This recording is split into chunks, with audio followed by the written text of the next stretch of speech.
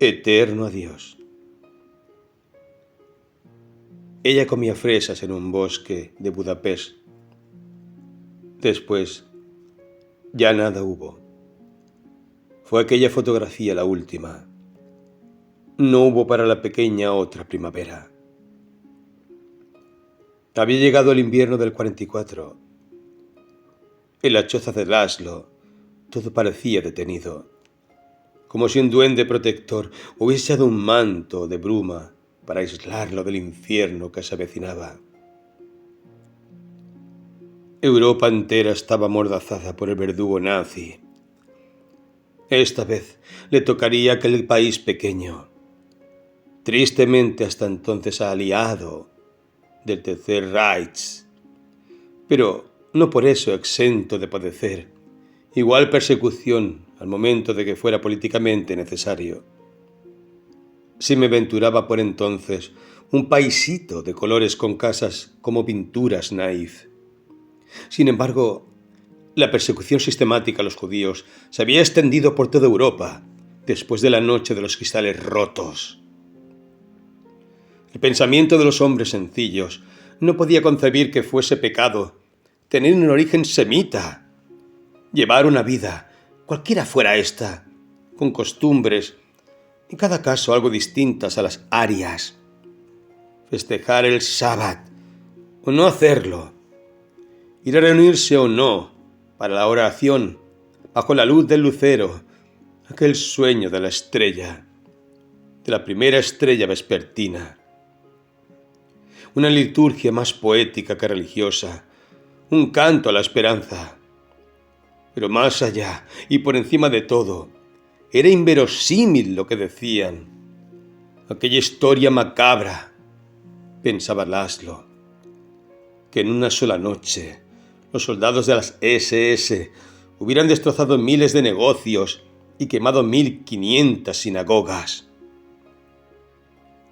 El solitario Laszlo no quería saber. Ya le habían advertido varias veces. Le aconsejaron que se escondiera en la casa de un buen cristiano cuando ya era tarde para huir. Pero aun a ello se rehusó. Imposible admitir tales aberraciones. Negaba con la cabeza, fruncía el entrecejo, callaba y volvía a la choza. Aquel era su sitio, y estaba enraizado a él como los árboles del bosque. Abrazado a su niña, cerca de allí estaba la tumba de su amada mujer, a la que no dejaba de llevarle flores cada mañana, ponerle piedrecitas de colores, como las esmeraldas, le decía a su hija, así como recordaba sus ojos, verdes como la esmeralda.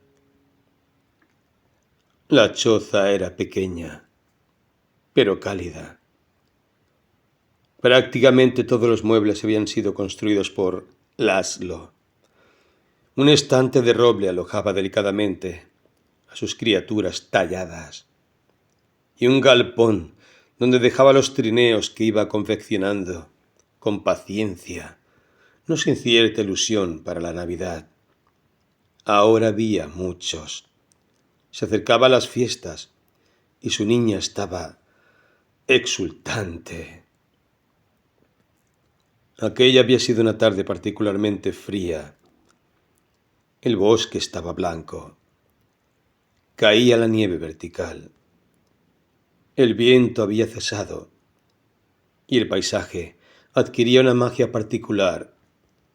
Era como si el cielo bajara en suaves copos a la tierra. El hada de las nieves, le había dicho su padre. Bajaba entonces para pulir los lagos, hacer florecer el bosque de plata que estaba oculto bajo la niebla. Era una historia muy bonita, y su padre se la contaba cada año, cambiando algunos pasajes. Ambos se sentaban junto al fuego, con 2 jarros de sopa bien caliente. La niña seguía en adelante su relato. Sí, el hada de las nieves tiene su casa oculta bajo el viento.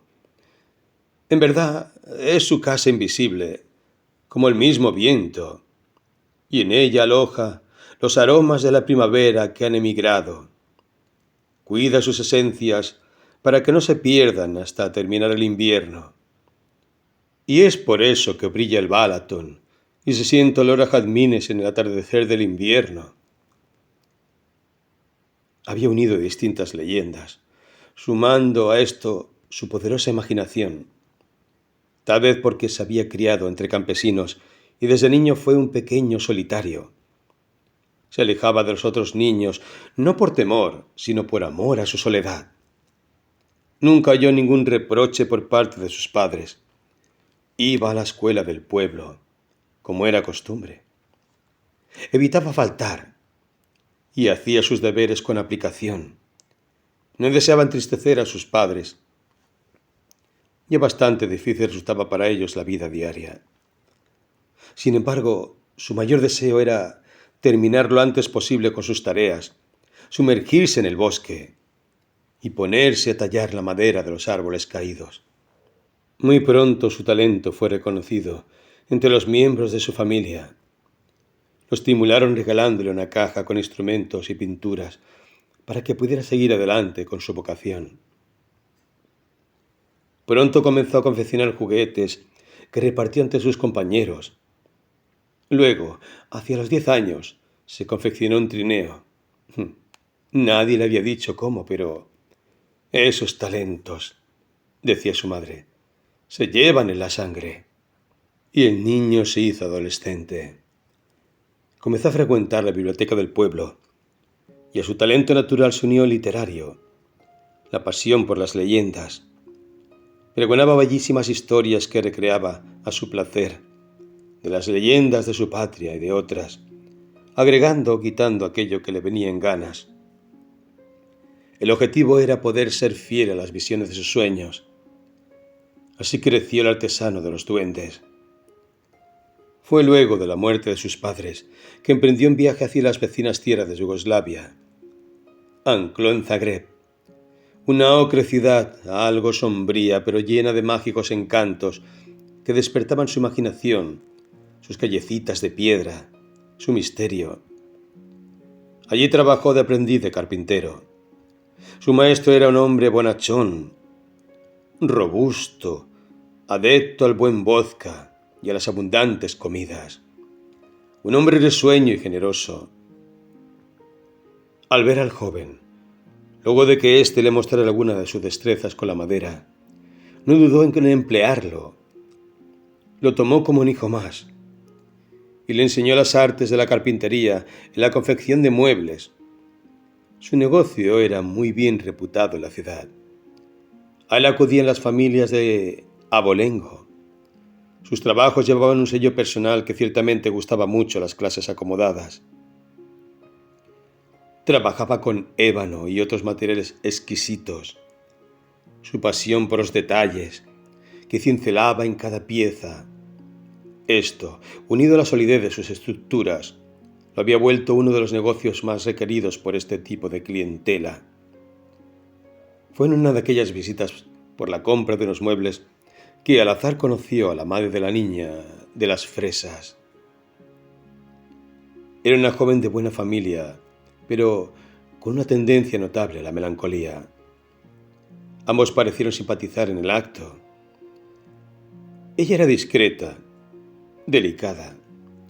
Lucía unos ojos de un verde esmeralda que hechizaron al joven Laszlo. Comenzaron a salir de paseo, finalizado su quehacer. Caminaba un largo rato por las callecitas de Zagreb. Él la miraba con arrobamiento. Parecía una princesa de aquellas que recordara a él los libros de la biblioteca. Ella se ruborizaba y callaba. Ambos sabían que los unía aquel gusto común por la soledad y hablaban con frecuencia de literatura. Ella, al igual que él, pertenecía a aquel otro lado de la realidad, donde se gestan los prodigios de los sueños humanos. Allí querían permanecer. Ella recitaba algunos poemas de Goethe en alemán. Él la escuchaba admirado. Finalmente comprendieron que se habían vuelto inseparables. Eran dos almas solitarias que se anhelaban una a la otra. Había algo más que deseo entre ambos. Lo sabían. La casualidad en ocasiones crea historias perfectas, o al menos que inician como una promesa de infinita felicidad. El joven Laszlo le habló de sus proyectos. Quería instalar cerca de su pequeño pueblo un taller para construir toda clase de criaturas imaginarias, una especie de pequeño templo de la madera que alegrara a los niños y le redituara algunas modestas ganancias. Ella, a pesar de su salud delicada y la oposición de su familia, no se hizo esperar y terminó huyendo con él. Una vez en Hungría, ambos se instalaron en una humilde choza cerca de un pueblo pequeño. Allí había un bosque de fresas y la naturaleza era rica en todas las formas de la belleza. Pasado un año tuvieron una niña. Laszlo estaba en el colmo de la dicha. Hubo días venturosos. Su mujer parecía haber recuperado su salud, pero no duró mucho aquel sueño de felicidad. Al llegar al tercer año de nacida la niña, la joven madre tuvo una recaída y poco a poco su vida se fue apagando. Laszlo, en su desconsuelo, redobló su amor por la pequeña hija. La llenó de mimos, de cuentos. Su carita triste le partía el corazón. Cada mañana iban a visitar la tumba de su madre. Estaba orlada de flores y piedras de los más diversos colores. Un modesto templo del amor que ambos le habían prodigado. Le decía a su hija que ya estaba allí cuidándolos junto a las criaturas del bosque, que su alma bajaba cada noche junto con la primera estrella para velar sus sueños. Aquellas historias fueron dejando en la pequeñita un sosiego. Saber que su madre no era un eterno adiós, sino que podía recuperarla en sus sueños. Que aquella brisa que quería sentir cada noche cuando su padre se alejaba a su habitación eran las manos intangibles de su madre que volvían para mecerla. Así fue pasando la vida. Ahora, junto al fuego de la chimenea, el padre se protegía en la hija de aquellas nefastas historias. Su imaginación se duplicaba. Su fervor por lo maravilloso aumentaba a medida que se acercaba la noche. Renovaba sus historias, adornándolas de más y más aventuras. Duendes, arcoíris que volaban como ángeles sobre los cielos, llevando a los niños y a los ancianos a los confines de un universo inexplorado. Todo esto la niña dejaba una felicidad tan honda como sólo pueden sentir aquellos que han visitado los paraísos interiores. Fue aquella la última noche que pasaron juntos. Antes de despuntar el alba, se oyeron gritos, golpes en la puerta. Laszlo se despertó bruscamente e instintivamente corrió a la habitación de su niña y la abrazó. Los golpes y los gritos aumentaron. Finalmente se escuchó un estruendo. Habían tirado la puerta abajo. Son ellos, pensó Laszlo. No es posible. No aquí. ¿Qué pasa, papi?, preguntó la niña restregándose los ojos. Solo una tormenta. Pero Laszlo ya no podía mentir. Dos hombres uniformados los apuntaban a 1 metro de distancia. Habían entrado a la habitación. Luego de tirar abajo la estantería de los juguetes y poner en una especie de alforja algunas cosas que les apetecían llevarse. «Vamos, suelta a la niña», ¿Qué pasa, judío? ¿Pensabas que no te íbamos a encontrar? Alguno en el pueblo, balbuceó. ¿Qué va, carpintero? Ni falta que hace la mierda judía. Se huele a distancia. Laszlo se levantó enrojecido de furia con el puño en alto. No te atrevas a insultar a mi familia. El soldado se echó a reír y le dio un culetazo que lo dejó en el piso. Su frente sangraba. La niña prorrumpió en un llanto frenético. ¡Papi! ¡Papi! Intentó lanzarse sobre él para abrazarlo. Uno de los SS la detuvo tomándola del brazo. Vamos, niña, que pronto los llevaremos a un sitio donde tendrán comida y mucho campo para jugar. ¡Ja, ja, ja, ja, ja! Un lindo lugar. Ya verás. Suélteme. Yo quiero ir con mi papi. Lo lamento, niña. Vendrás conmigo. Tu papi no podrá acompañarte. Le hizo una señal al otro. Tú, encárgate del carpintero. El soldado arrastró a Laszlo. Levántate o te llevaré a la rastra. Lo tomó de ambos brazos y comenzó a arrastrarlo hasta la puerta. ¡Papi! ¡Papi! La niña no paraba de gritar. Llama al hada de las nieves. Año, llévame contigo. Papi. Papi. La niña de las fresas sintió, en un momento, que todo giraba a su alrededor. Entrecortadas imágenes acudieron a ella antes del desmayo. No temas. No temas. Oye a lo lejos y vi las manos de brisa, el lago pulido, el jardín de los aromas.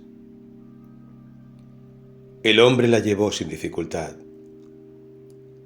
En los tiempos de la solución final, ningún judío podía permanecer con vida. Ese era el mandato del Führer. A ambos le esperaba el mismo destino. Auschwitz.